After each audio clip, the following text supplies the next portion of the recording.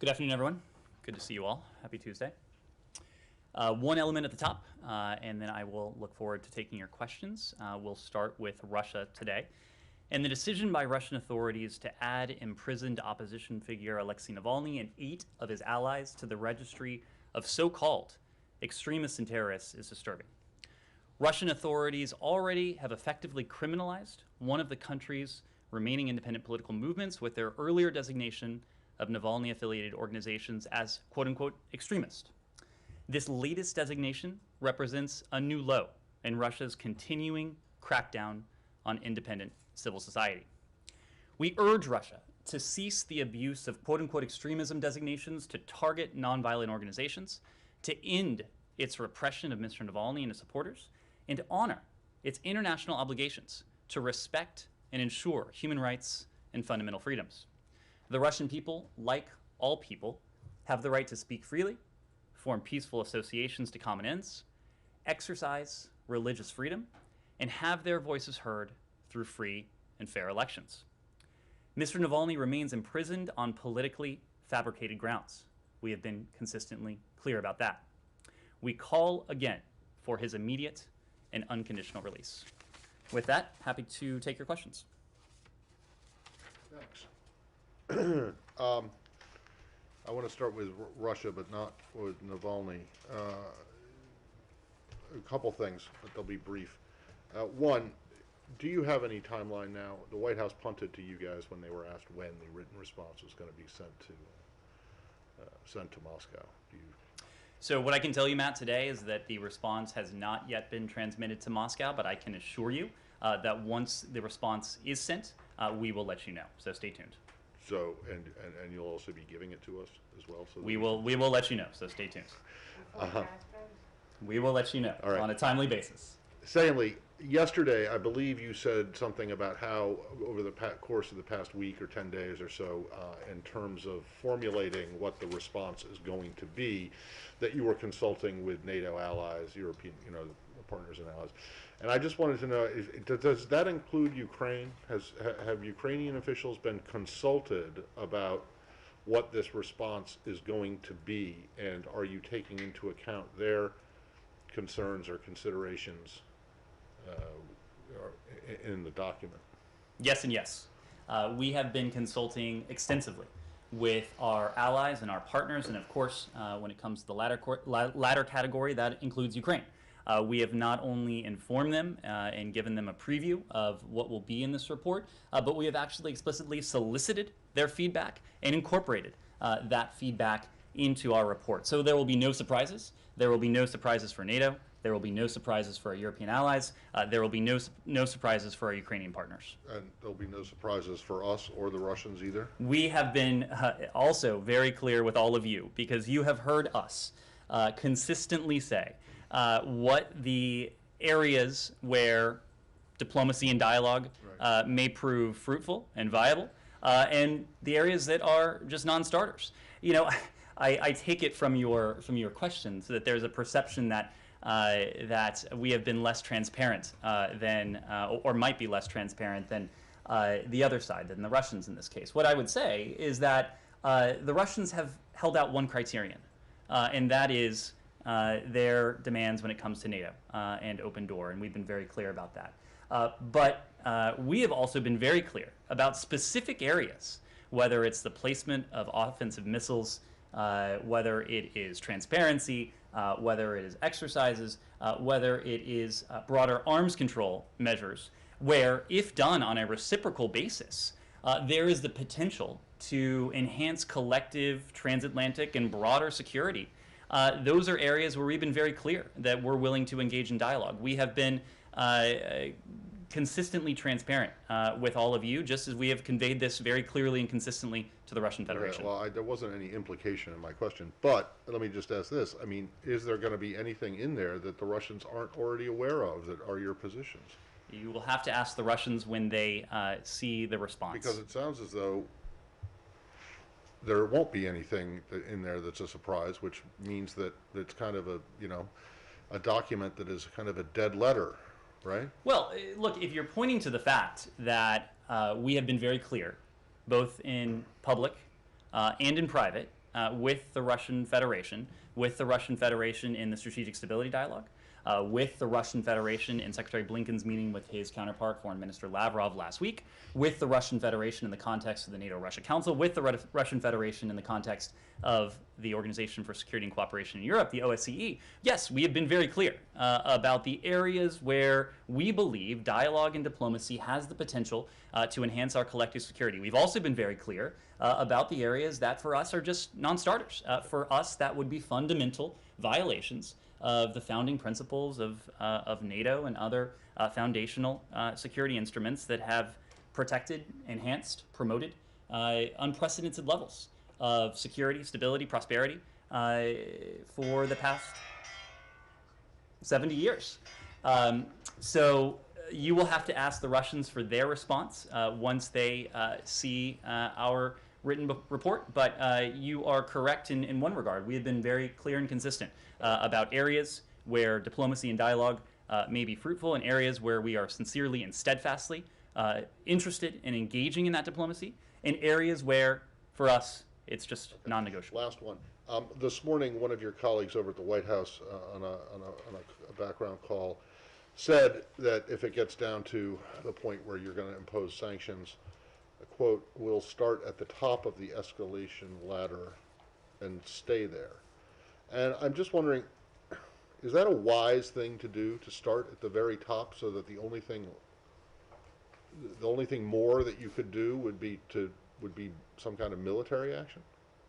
Let me take a step back and answer that question this way. First, you have heard from us consistently. You've also heard this consistently in the category of things we've been consistent about, that if any Russian forces move across the Ukrainian border, if there's a renewed invasion, it will be met with a swift, severe, and united response, not only from the United States, but also from our allies and partners. We have spoken consistently about the fact that swift, severe, and united response will be unprecedented, that it will entail measures that we intentionally eschewed in the past, including in 2014 when Russia last invaded Ukraine.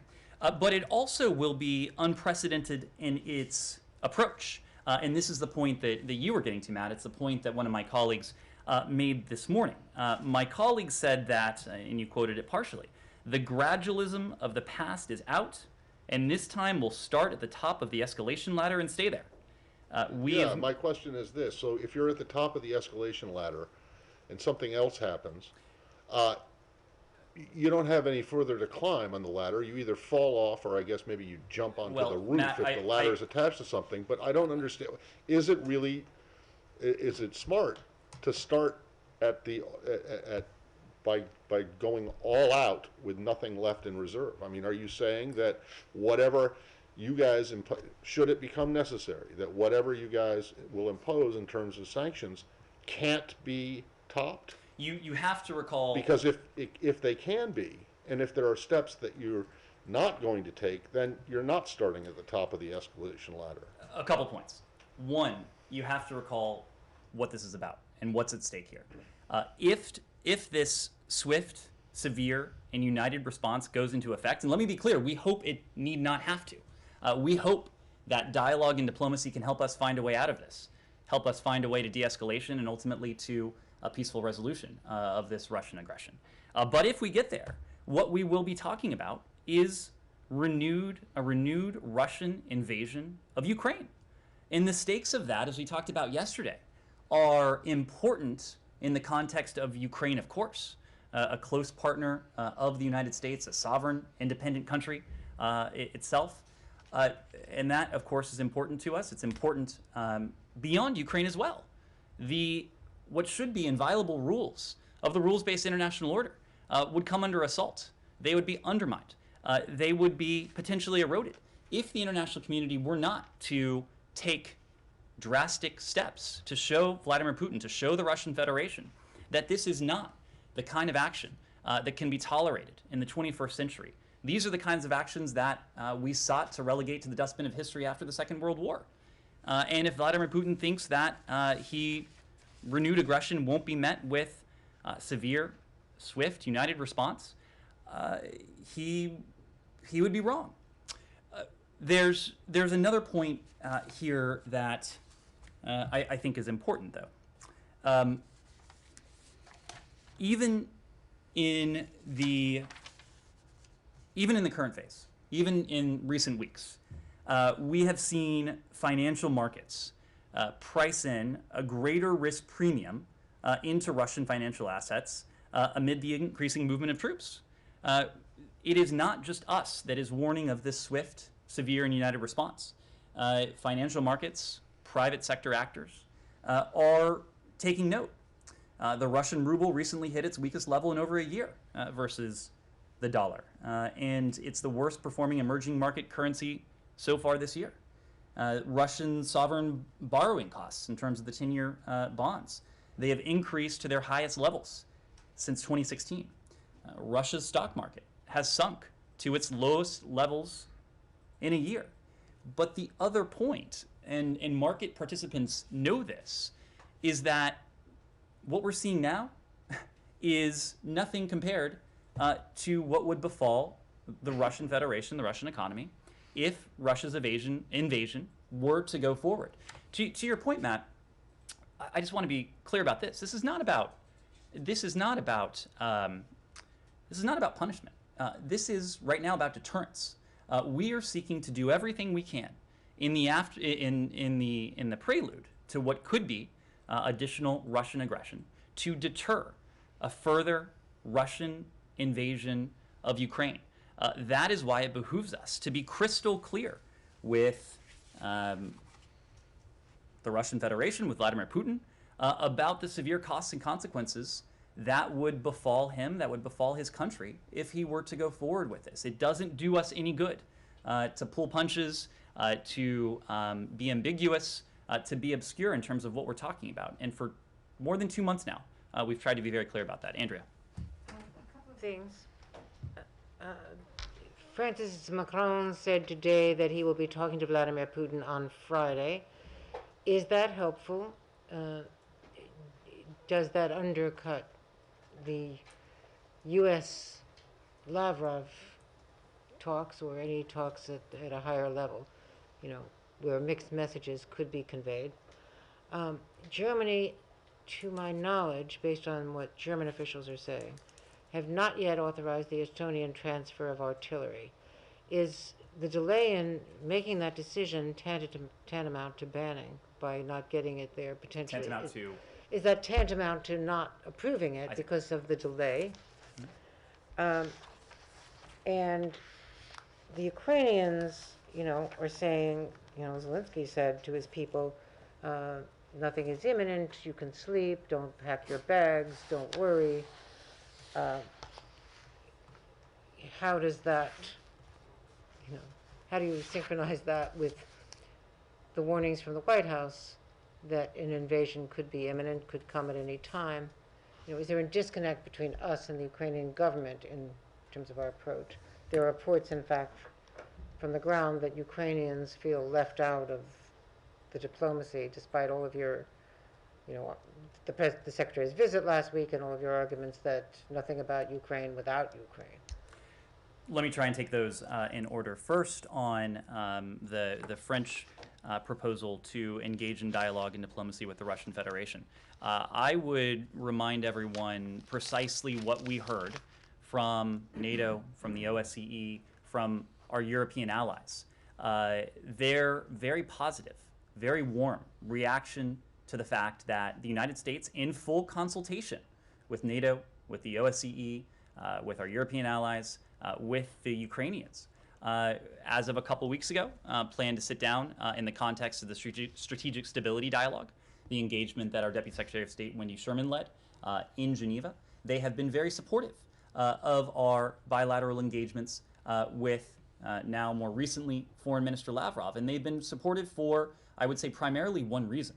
And that one reason is the fact that we have done all of this in full coordination, in full consultation with them. But that said, just to that point, just this week, Macron said that the EU should have its own conversations with Russia. And just as our partners and allies have welcomed our coordinated, consultative engagements with the Russian Federation. We would certainly welcome dialogue and diplomacy that could serve to de-escalate, in which the Russian Federation engages in good faith.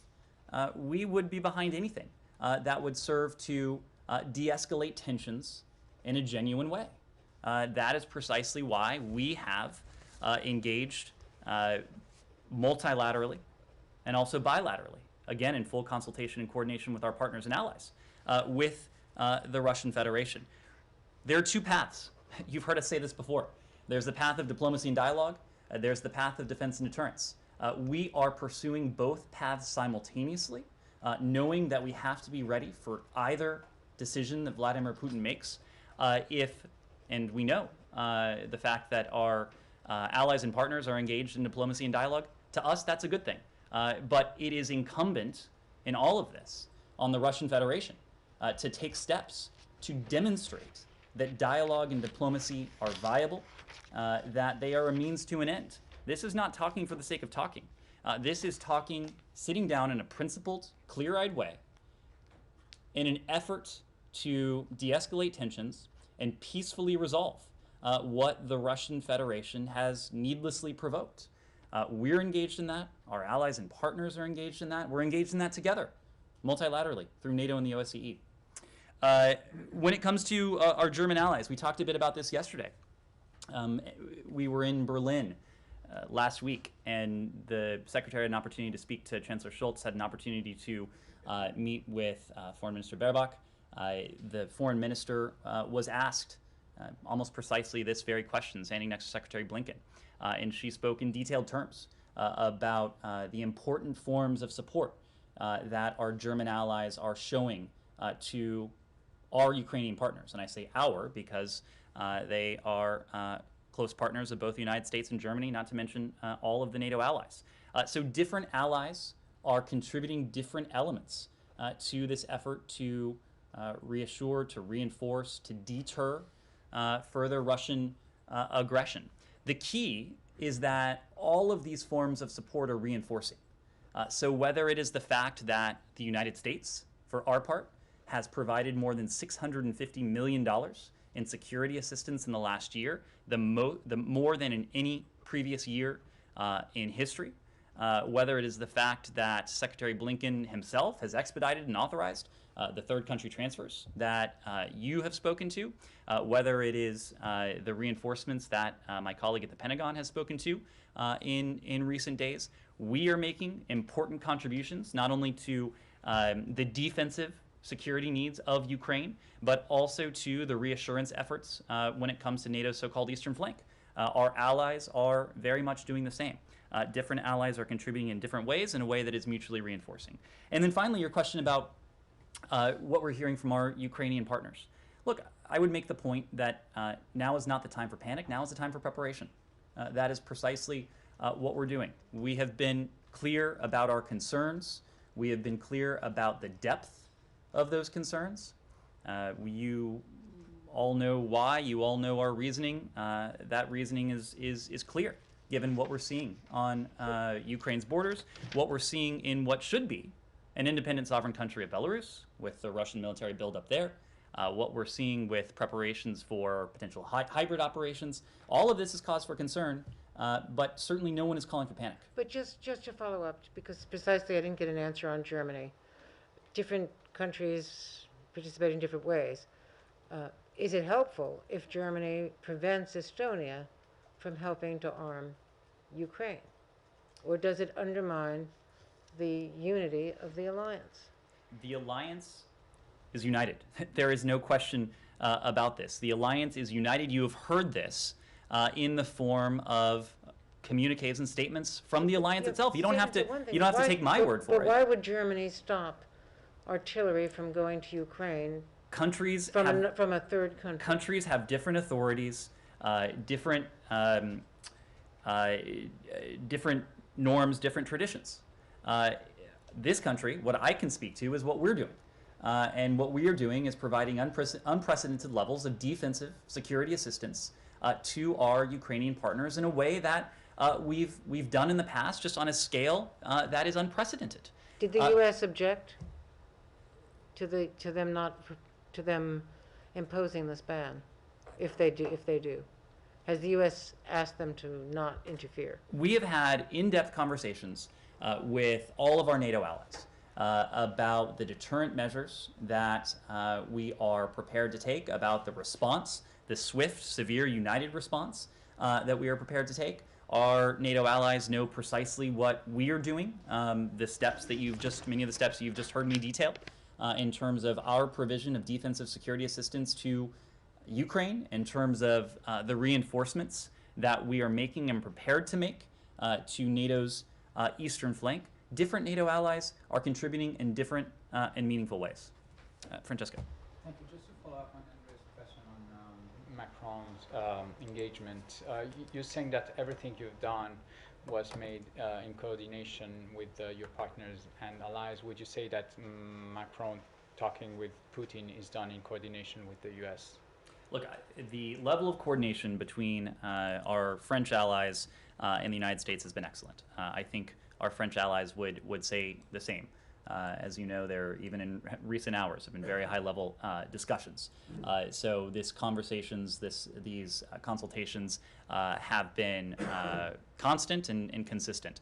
So we feel that we have a good sense of what the alliance, what our allies are doing, and we know that we've been fully transparent with our allies and partners. So And the just coordination and communication is better than it was over AUKUS?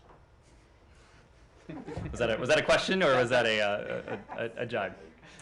Just a quick one. On the president said during his press conference, he kind of acknowledged that Ukraine is not going. It's not very likely that Ukraine is going to join NATO in the next upcoming years.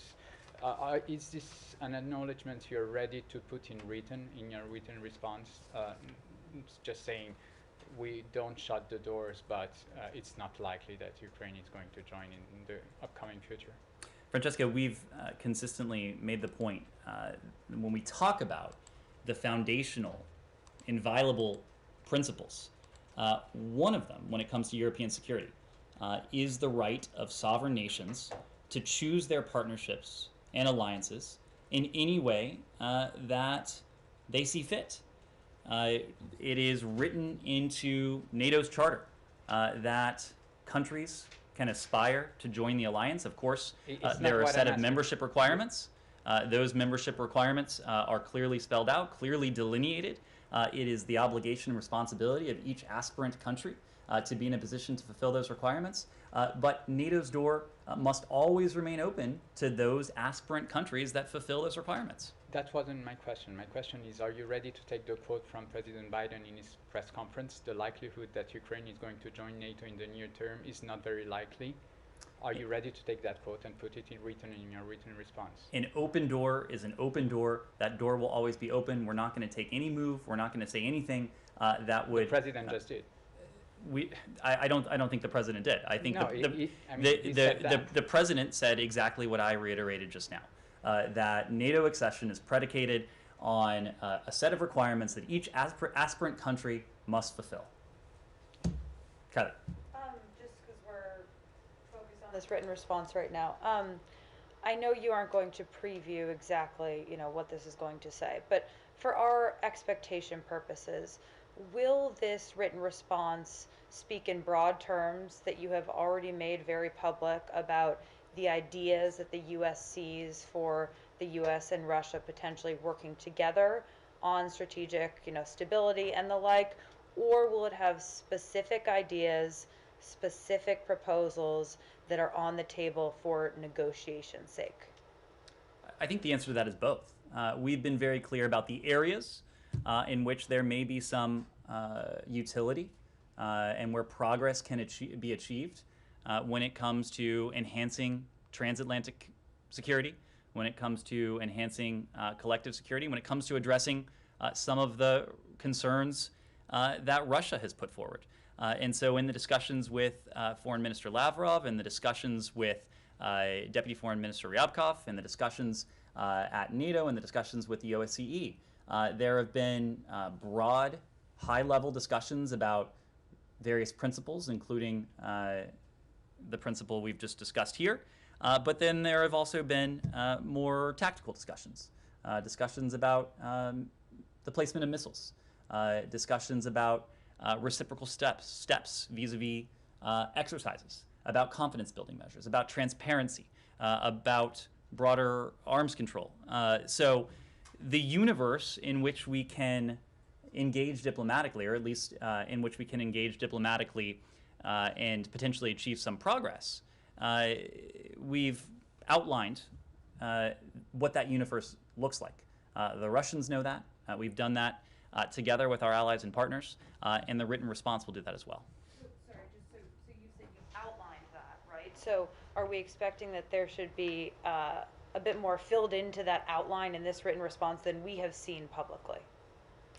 What the written response will reflect is what we have said, and that is the fact that there are certain areas that for us are non-starters, and there are other areas where dialogue and diplomacy has the potential to enhance collective transatlantic security and also account for some of the concerns that Russia has made. I don't want to get ahead of a report a written response that we haven't formally transmitted yet, but again, we have been entirely clear about what those universes are, where that Venn diagram of Russia's stated concerns, our stated concerns, the concerns of NATO, of our European allies, of our Ukrainian partners. We've been clear that there is an overlapping element of that Venn diagram, and that's what we're talking about here in terms of pursuing dialogue and diplomacy on the path towards de-escalation and hopefully a peaceful resolution of this needless Russian aggression. That is a proposition we're prepared to continue to test. We'll have to see how the Russians respond, what the next steps might be, but the next step will be transmitting that response to the Russian Federation. Yes? Thank you. Just to be clear, your answer to Francesco was no. You will not be including a characterization of the likelihood or not of Ukraine joining NATO. You said open doors and open doors and open door. And so I would say a couple things. One, an open door is an open door. Two, our response to the Russian Federation was drafted and is being drafted in full consultation and coordination and transparency with our European allies and Ukrainian partners, but it is a U.S. response. So it is not for the United States to speak to NATO's posture in any written response that we put forward. So I think for a couple reasons, that is not the kind of thing I would expect to see in any written response from the United States. Okay, when you talk about it not yet being transmitted, are you also saying it's not yet fully drafted, even though, because you keep saying that you're consulting still, even though you also are saying that it's everything we already know and have said, so you are still drafting, as well as not having. I don't want to characterize its state of completion. I will say that Secretary Blinken was clear that it will be transmitted this week, so I would just say stay tuned. It will be a State Department response, or? It will be a U.S. government response. I just wanted to ask, you and your colleagues sometimes talk about diplomacy and dialogue on the one side, defense and deterrence on the other, with President Putin kind of deciding in the middle, like some kind of magic 8-ball or something. But we're seeing signs on the ground. You mentioned the MOEX stock exchange, the ruble weakness. We've seen troops going into Belarus. We've seen NATO directing troops toward its eastern flank. Does that mean that the scope for diplomacy has narrowed? What it means is that we haven't seen the de-escalation that is necessary if diplomacy and dialogue is to prove successful. We've been very clear that, as we always are, that there is not a precondition for dialogue and diplomacy, but there is a precondition for that dialogue and diplomacy moving in the right direction and moving towards the end state that we hope to see, and that precondition is de-escalation. Is it moving in the right direction or the wrong direction? I mean, things rarely stand still in this world. Well, I don't think that we've seen any concrete indications of de-escalation just yet. Yes? Anything else on Russia-Ukraine? Sure. You were talking about the unity among allies. I wonder if you wanted to respond to the Croatian President Milanovic, who said Croatia would in no way be involved in this crisis if it's escalated, and they will, specifically said we will recall Croatian troops from NATO deployment. So, what is there real unity among your allies on this? I think you have seen the unity that has been expressed in formal statements from NATO, from the G7, from the OSCE, from the European Commission, that speaks to the unity that we have forged, not in recent days, but really in over the past couple months. This is something that we have been hard at work at since we first started speaking to this in early November, if I recall. This is something that, as the information picture has developed, we have consistently shared information with allies and partners. We have engaged with our allies and partners in any number of fora, both in person, whether it was last month at the G7, whether it was at the NATO ministerial, whether it was at the OSCE. We have done so over the phone as well, video conferences, well over 100 engagements as of earlier this month with our European allies and our partners as well, of course, including Ukraine. And that extends to last week when we were again in Kiev. We had an opportunity to meet with President Zelensky, had an opportunity to meet with Foreign Minister Kuleba, and that engagement has continued since. Of course, the Secretary has had an opportunity to speak to the Foreign Minister after his meeting with Foreign Minister Lavrov to back brief him on that engagement, because again, we are operating with a core principle in mind, and that is nothing about Ukraine without Ukraine, about Europe without Europe, about NATO without NATO. Specifically on Croatia, are you concerned that countries are signing up to formal statements and then on the other side making these kind of comments that they don't actually support this? What I can point to are the formal statements that NATO allies have signed up for. You're not concerned at all that if the commander-in-chief of a country is then saying something completely opposed to what they've supposedly signed up for? Documents are a physical manifestation of the commitments that the allies have made. I can point you to those documents. And if it comes to, John Feiner, Deputy National Security Advisor John Feiner said that NATO will make decisions about possible troop movements. You talked about there's no daylight on the sanctions response, but what about on potentially deploying NATO troops? Are you concerned that there isn't the same level of unity, perhaps, when it comes to that military aspect on the eastern flank, not Ukraine? Well, the alliance has been very clear, just as the United States has been very clear about our commitment to reassure, to reinforce the eastern flank, certainly if there is renewed aggression, if there is a military invasion. But as you heard us say yesterday, we've never said that even in the absence of that, we wouldn't take prudent steps to provide that reinforcement and reassurance. But I will leave it to the NATO alliance to speak to the specifics of those plans. Joel. Thank you. A couple of questions on both the diplomatic and deterrence piece. The Baltic states, of course, announced last week that they will be providing anti-armor and anti-aircraft weapons, and Secretary Blinken emphasized that he approved this. Do you think that's an adequate upgrade of Ukraine's anti-aircraft defenses, or are you considering any other more substantial reinforcements? Well, what you're referring to is part and parcel of a much larger effort on the part of various countries around the world, including many in the NATO alliance, to provide additional defensive security assistance to Ukraine. You've heard me say this already today, but for our part, the United States has provided more than $650 million in the last year in defensive security assistance, more so than any previous year. The $200 million in additional security assistance that was approved last month, I believe the second delivery of which arrived overnight in Kiev. So you can speak to what our Baltic allies are doing, you can speak to what other European allies are doing, you can speak to what the United States is doing.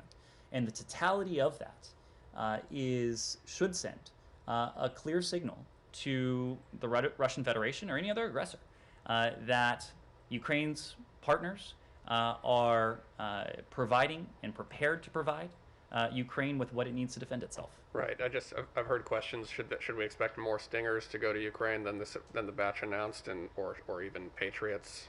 Anything to? Obviously, there's an imbalance of air, Russian air capability. So what I would say is that the second installment, I believe, of that of the deliveries associated with the 200 million that was approved last month in December by President Biden, those deliveries will continue in the coming days and coming weeks. You saw that there were pictures and imagery broadcast of that delivery overnight, and I expect you'll be hearing more about subsequent deliveries of defensive security assistance in the days and weeks to come. We've provided some details of that. I believe last weekend we spoke to 200,000 pounds of ammunition that was provided to our Ukrainian partners, but we're of course not detailing all elements of that defensive security assistance we're providing.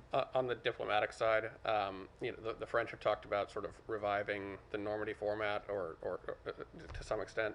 Do you see the implementation of Minsk II as a diplomatic off-ramp from this threat of a new invasion? And would that require Ukraine to move towards some kind of special status for Donbass before recovering control of its border there? Minsk is an important roadmap. It's an important ingredient.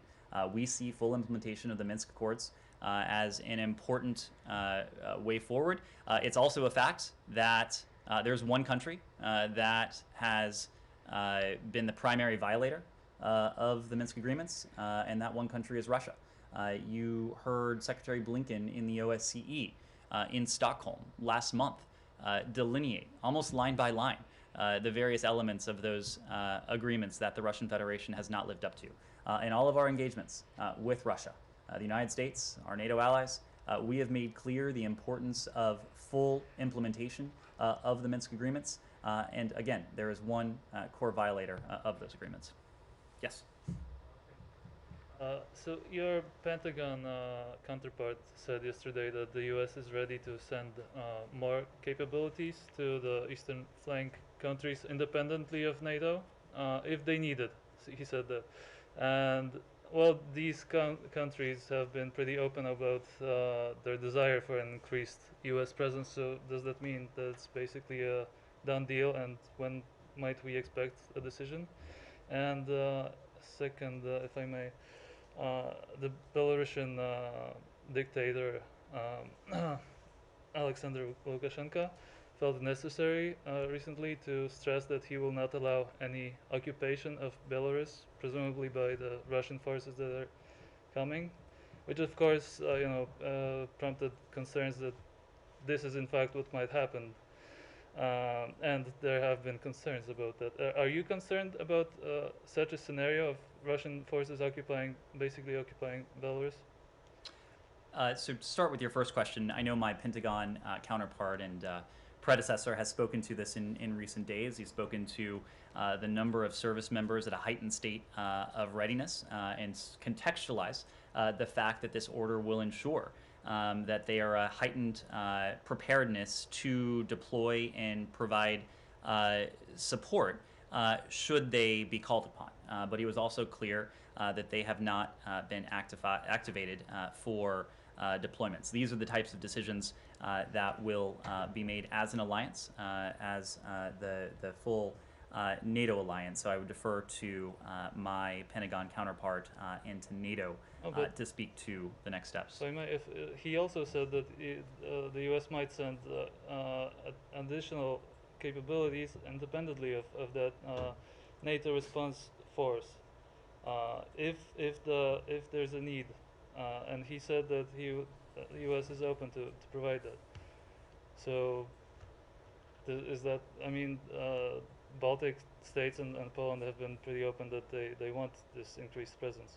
I will leave it to my Pentagon counterpart to speak to potential deployment of service members. They've spoken extensively to this yesterday and in recent days.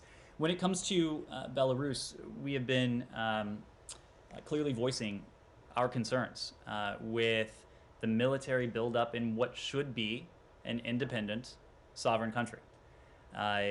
Russia's surging of troops into Belarus is a cause for deep concern.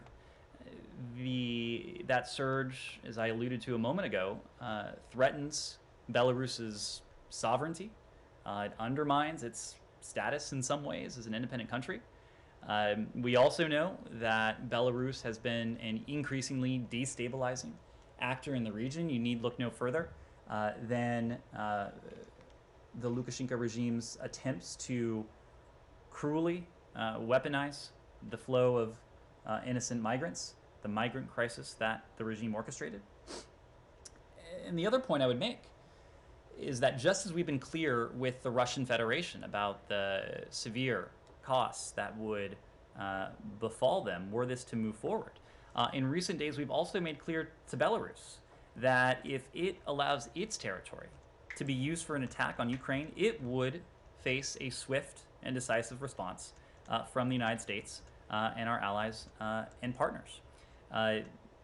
We would, if an invasion were to proceed from Belarus, if Russian troops were to permanently station on their territory, NATO could well have to reassess our own force posture in the countries that border Belarus. But to your question, the permission structure that the Lukashenko regime has provided to Vladimir Putin to station a large number of Russian troops on what should be sovereign Belarusian soil, that is an affront to Belarus's sovereignty.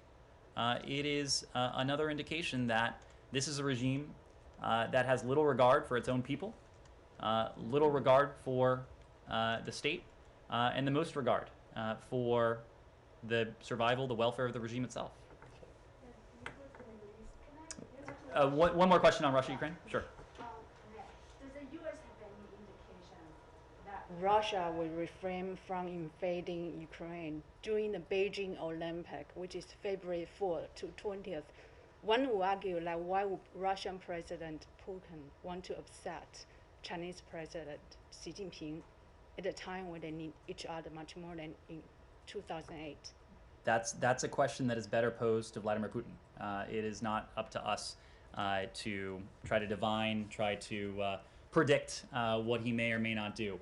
It is, however, a simple historical fact, as Secretary Blinken alluded to a couple days ago, that a previous Summer Olympic Games, if I recall, did not prevent Vladimir Putin from going into another independent country. So I think all that says, you'll have to ask Vladimir Putin. One would argue because in 2008, Chinese leader Hu Jintao has a different relationship with Putin, and now Xi Jinping is in power. He has a different relationship with Putin, and that many things have changed. So would you just said that it's not a time to panic. Is there any indication diplomacy will fail during that period of time? Is there any indication that Russia will refrain from further military escalation? That's a question you'd have to pose to Russia. Yes. Yesterday you started, you opened up the briefing condemning the Houthis' attack on UAE and Saudi Arabia, and you said that putting them back on the terror list is under review. Can you just explain to us what does under review mean? It's just like you want to see them more engaged in terrorist attack? Is it a legal issue?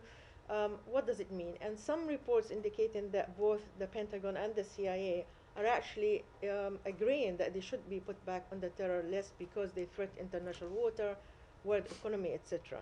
So what does under review mean? Under review just means that it's something that we are taking a close look at internally within the U.S. government to determine what would best serve our national security interests, what would best serve our desire to be a partner to Saudi Arabia, to the UAE, to other countries that are threatened by these Houthi attacks.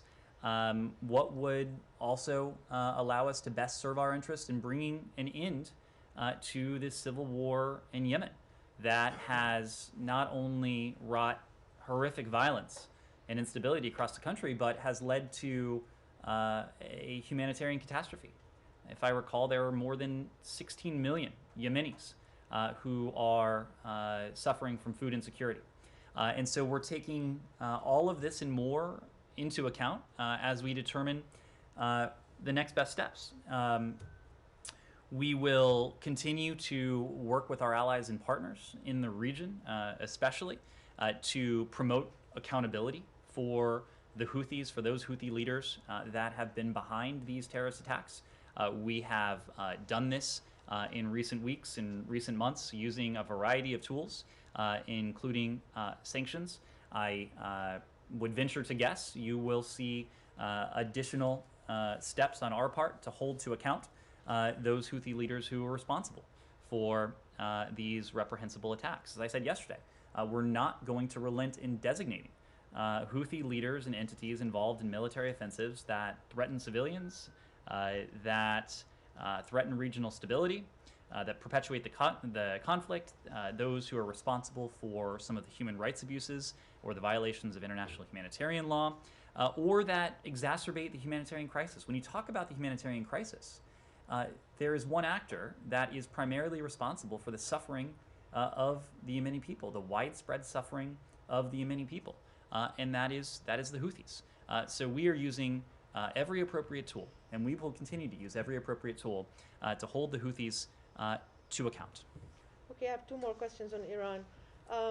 The former prisoners who've been held in jail in Iran went on hunger strike in Vienna, as you know, and Rob Mali issued a statement. They wanted basically to make sure that the release of U.S. hostages in Iran is a precondition to negotiation with the Iranian regime. The Iranians said they're adamant that that's not going to be linked. So despite your commitment to that, how are you going to deal with the fact that Iran refused to discuss the release of the prisoners and give assurance to their families that you're doing everything to make sure that they are released? So let me spend a moment just on Barry Rosen, one of the former embassy hostages you referenced. And you heard us welcome the end of Mr. Rosen's hunger strike, and we applaud his heroic efforts to help secure the release of all foreign and dual nationals held by Iran. This is a challenge that continues to have, to your question, our full attention. Barry Rosen, his colleagues, they are heroes. And that's why Special Envoy Mali met with Mr. Rosen in Vienna and will, of course, meet with him again at any time to hear his important perspective, to hear his thoughts. We are deeply moved by his commitment to the release of those American citizens and third country nationals who are wrongfully detained in Iran. It's a commitment that we completely share. You heard from the Special Envoy that we are continuing to pursue separate, indirect talks with Iran to secure the release of those who are unjustly held by the regime. You have heard us make the point that it would not serve our interest. It certainly would not serve the interests of the Americans and third country nationals who are unjustly held in Iran to tie their fates to a proposition that is at best uncertain, and that is the proposition of a mutual return to compliance with the JCPOA. That is a proposition that is at best uncertain. We want the return of Americans and these third country nationals to be a certainty. That is our goal, to bring them home, to reunite them with their families. And so, of course, we do not want to have anything unnecessarily stand in the way. So we'll continue to treat these issues as separate as we strive to secure their release. Okay, Francesca? and one more on Iran.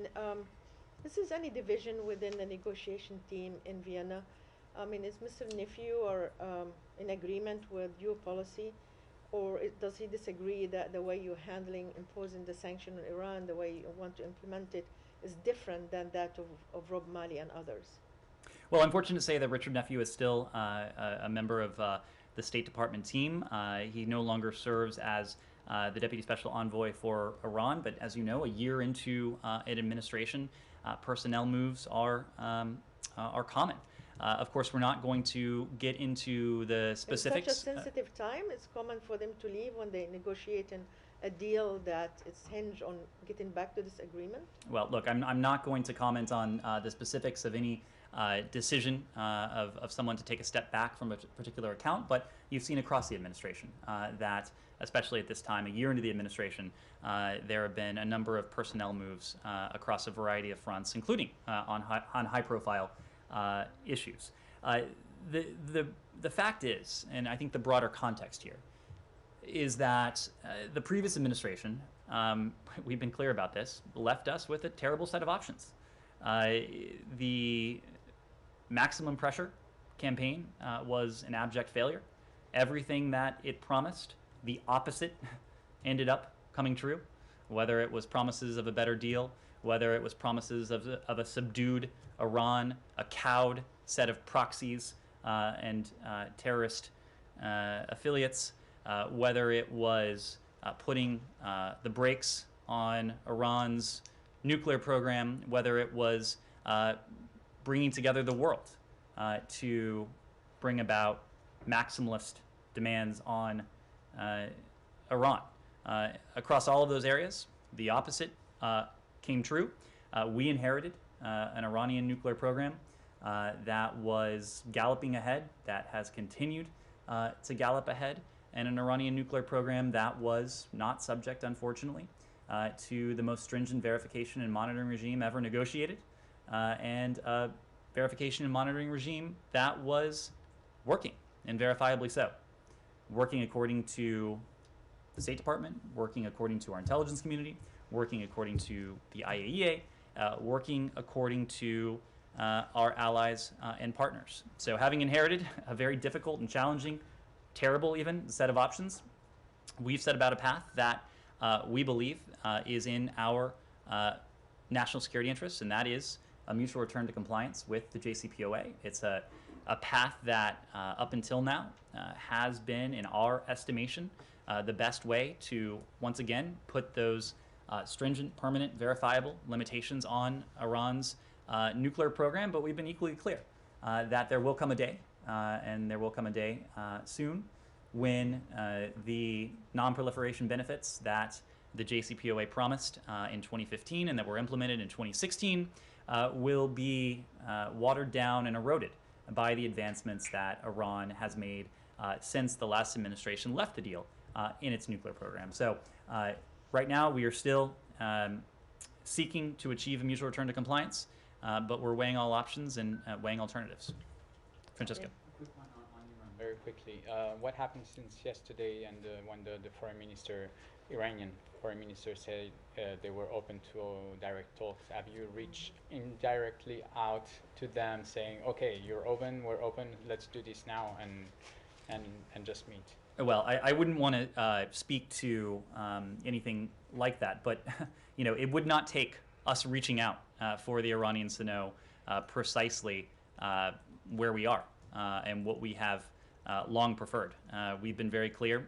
Yeah, but just to organize an actual meeting. Well, we again we have been open to sitting down directly with our allies and partners, with the Iranians since this began last April, I believe it was. So it is up to the Iranians to make good on that statement. We do believe that it would be more productive to engage directly with Iran when it comes to JCPOA, when it comes to other issues. It would also enable more efficient communication, and that is what we need, especially at this moment when we have precious little time left in an effort to try and salvage or to effect a mutual return to compliance with the JCPOA. So nothing else happened since yesterday on that? Nothing else to announce. Can I go to Egypt real Sure. quick? So back in September, the Secretary made this designation that he was going to withhold, or that the U.S. was not going to spend this $130 million foreign military financing unless Egypt met certain conditions. A couple hours ago, several Democratic Congress people wrote to the Secretary asking him not to certify that those conditions have been met. And I don't know if such a determination has been met, but I do notice that just a few minutes ago, you guys announced $2.5 billion in arms sales to Egypt. Is any of that 2.5 billion part of the 130 million in foreign? I mean, that 2.5 billion is astronomically more than 130 million, right? So Matt, you won't be surprised to hear me say that we don't comment on congressional correspondence. We don't have anything new to announce when it comes to the FMF and the decision that was made in September that you referenced. What I can say now is that we may have more to say in the coming days, but what you've already heard us say remains the case, that we remain committed to engaging with our Egyptian partners on human rights. Okay. We have consistently emphasized that our bilateral relationship would be strengthened by tangible improvement in respect for human rights and fundamental freedoms. So you can't say whether this 130 million is part of the 2.5 billion? If we have anything to add on that, we'll get back to you. Well, then I just want to, what is the point of withholding 130 million in foreign military financing when you're just going to turn around and sell them 2.5 billion in weapons? Matt, if we have anything to add on that on the report you're referencing, we'll let you know. It's a report. It's an announcement from PM. Let you know. Sure. Made any progress on human rights in the last year? We have spoken to steps that have been welcomed, that we have welcomed. But this is a dialogue that is ongoing, and we've consistently made the point that as we have seen progress on individual cases, that additional progress across the board would only serve to strengthen our relationship. Our relationship with Egypt is fundamentally important across any number of realms when it comes to regional security, when it comes to counterterrorism, and so of course we would like to see that relationship strengthened even more, and one way to do that is additional progress on human rights. Yes, Andrea. 2 more cruise missiles, 5th launch in 1 week from North Korea. Do you have a new policy to try to get them to answer your messages? Well, not yours personally. You have heard us speak to our approach to the DPRK. It is a policy that was formulated in the early days of this administration that we developed in close coordination with our allies and partners, especially the ROK and Japan. We've had a number of engagements with them in the trilateral format, knowing the importance of trilateral cooperation when it comes to that ultimate goal, and that's the complete denuclearization of the Korean Peninsula. We have also been very clear about our intent. Number one, we have no hostile intent. We harbor no hostile intent towards the DPRK. We are open to dialogue. We are open to diplomacy. We think dialogue and diplomacy is the most effective means to help us reach that overarching goal, and that's the complete denuclearization of the Korean Peninsula. If you're referring to the reports overnight, we are still assessing with the ROK in Japan. Those reports, I don't have any further details to add at this time, though. Thank you all very much.